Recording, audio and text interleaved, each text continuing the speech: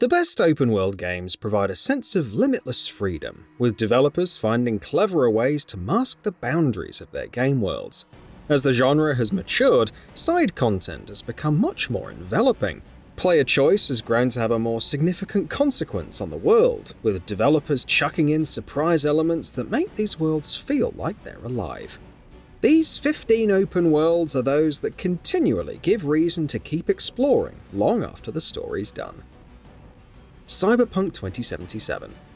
Stuffing an open world with overabundant icons and waypoints usually hinders immersion, but Cyberpunk 2077's Night City is such a superbly designed game that constant signposting doesn't affect the experience. It's dense, labyrinthian, a steaming cesspool, gorgeous and bleak. It's a city with many mysteries. Night City teaches us that regardless of cybergenetic augmentation, its citizens are still people with thoughts and feelings. The same can be said of V, who, through companions met during Night City's plentiful and varied main missions, often displays tenderness and empathy beyond their chrome. How V resolves side quests and the choices they make, it all impacts the conclusion to their story too. Death Stranding Director's Cut. Post-apocalyptic delivery simulator Death Stranding changed how many see open worlds. In planning and executing the perfect route across rugged, seemingly impassable terrain, Hideo Kojima's first outing since his divorce from Konami made the act of traversal something to be savoured, beyond the getting from point A to point B mindset open worlds usually exhibit. With Death Stranding Director's Cut adding new graphics modes, fresh machinery and extra upgrades, including stabilizers, successfully trekking across the landscape became even more rewarding. Final Fantasy VII Rebirth. Cloud and his band of eco-terrorists ended Rebirth's predecessor on the cusp of a vast world beyond Midgar. As they embark on a global quest to locate Sephiroth in this second entry in the remake trilogy, they'll visit locations known to anyone who's enjoyed the 1997 original. Only this time, these formerly quaint communes harboring few inhabitants have been expanded to lore-filled settlements. Degenerate mining towns, decrepit raider camps, charming mountain dwellings, rough diamond cities portraying society's division, the list goes on, with each showcasing rich settings weaving broad threads into Rebirth's open-world tapestry. Final Fantasy VII Rebirth has an abundance of story-enhancing side quests too, if you feel like taking a break from saving the world. Middle-earth: Shadow of Mordor.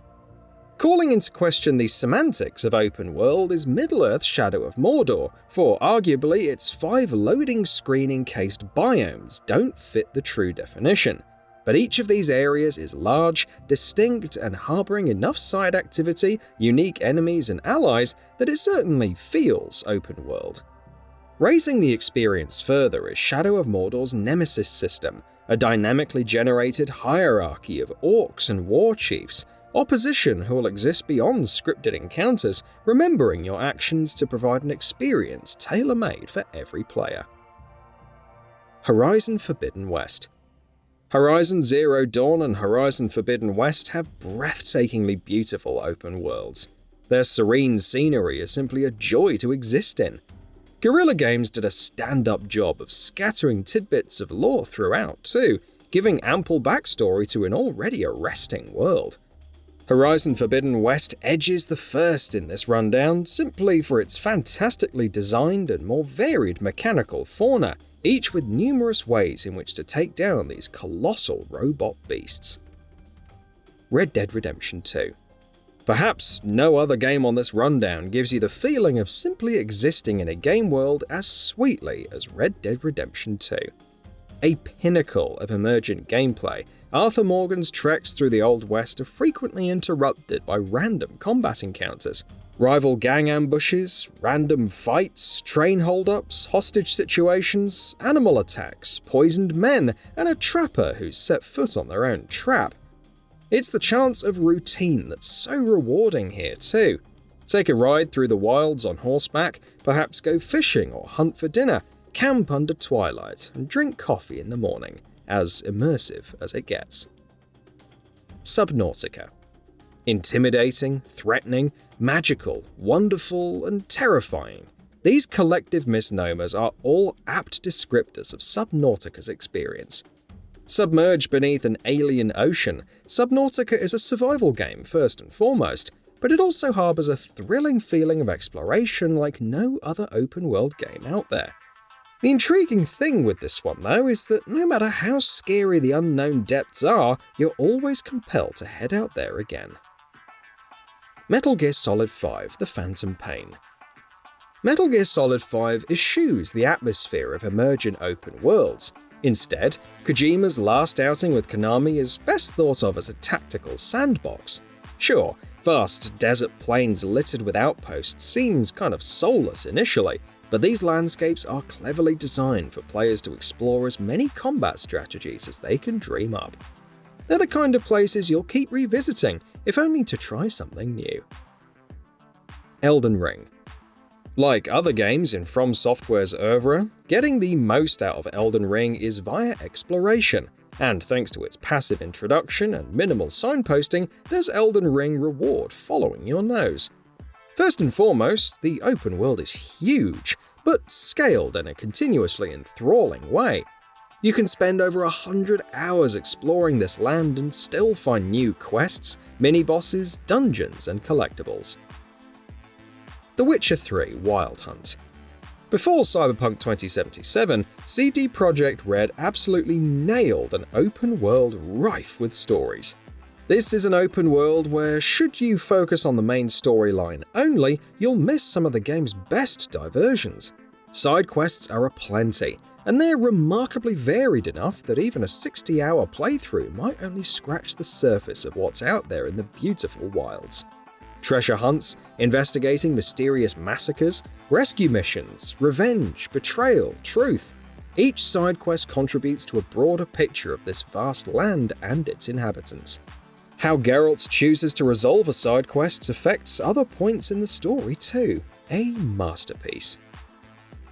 Batman: Arkham City. Sure, many of you would prefer Batman Arkham Knight to feature on this rundown, and whilst the culminating entry in Rocksteady's series does indeed exhibit the best open-world gameplay, it's the second entry, Arkham City, which arguably edges it, due to it harbouring a more sandbox-style game loop.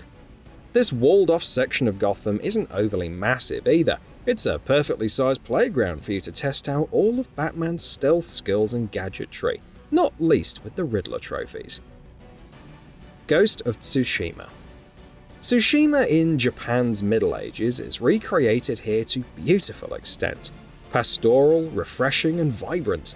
Exploration via guiding wind is an exceptional inclusion too, working perfectly within the context of this feudal land that an abundance of on-screen waypoints would tarnish. A dual approach to combat is something Ghosts of Tsushima excels in, whereas other open-world games attempt but ultimately don't pull off. Engaging in direct confrontation for rapid-fire katana battles is balanced perfectly with player character Jin's ghost alter ego, allowing you to deploy stealth tactics to assassinate enemies. Forza Horizon 5. Replicating the formula established in its predecessors, Forza Horizon 5 was another patchwork of real-world locales reimagined into vehicular playground. Forza Horizon 5's rendition of Mexico is head and shoulders above the rest though. Arid deserts, twisting mountain passes, dense jungle, verdant farmland, active volcanoes, this landscape has it all. Whilst the overall vibe, something integral to Forza Horizon's enjoyment, might not have been nailed on as successfully as the series' earlier entries, the improvement in driving physics coupled with the stunning scenery meant that this was the most joy-filled environment to joyride through. Far Cry 3. In Far Cry 3's Rook Islands, you're never far away from something engaging going on.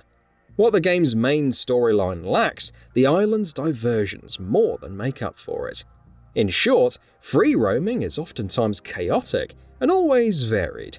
One minute you're infiltrating a base, next you're careening through the jungle, delivering supplies to remote rebels, or you're base jumping in a wingsuit, or fighting off a random bear attack, or getting ambushed by pirates. Far Cry 3 continually throws up surprises and absolutely nails the balance between too empty and too full. Dying Light. Best known as the open-world zombie game which combined parkour traversal with brutal undead killing, but it perfects both. When free-running in particular, you can find yourself in an almost serene flow state, sprinting, jumping, climbing, leaping, and sprinting some more in well-laid-out routes. There's such a level of satisfaction to be had in simply getting around that it's easy to forget the horrors that stalk the decrepit city streets. Dragon's Dogma 2. Featuring a vast open world and vocations to master, Dragon's Dogma 2 succeeds in delivering an immersive and emergent open world. During combat, you can use exploding barrels to destroy parts of the environment, unleashing a flood of water at a foe. Sometimes you're accompanied by other inhabitants, along with pawns. NPCs may call out with quests, and you might receive some from those you save. Pawns with quest knowledge may also guide you, and catch you if you fall from great heights. The environment changes constantly, with nighttime being especially dangerous. You have no light and can't even see your feet, while monsters only present at night can appear. A camping kit is good for spending the night and recovering health. All of this may sound intimidating, but there are so many secrets to discover and things to do that all of those difficulties actually result in an engaging gameplay experience. So what are your thoughts on this? Go ahead and share them in the comments below. And if you like this video, please subscribe to the channel and enable all notifications by clicking the bell icon to get new video updates. We upload every day and would really appreciate your support. Thanks for watching.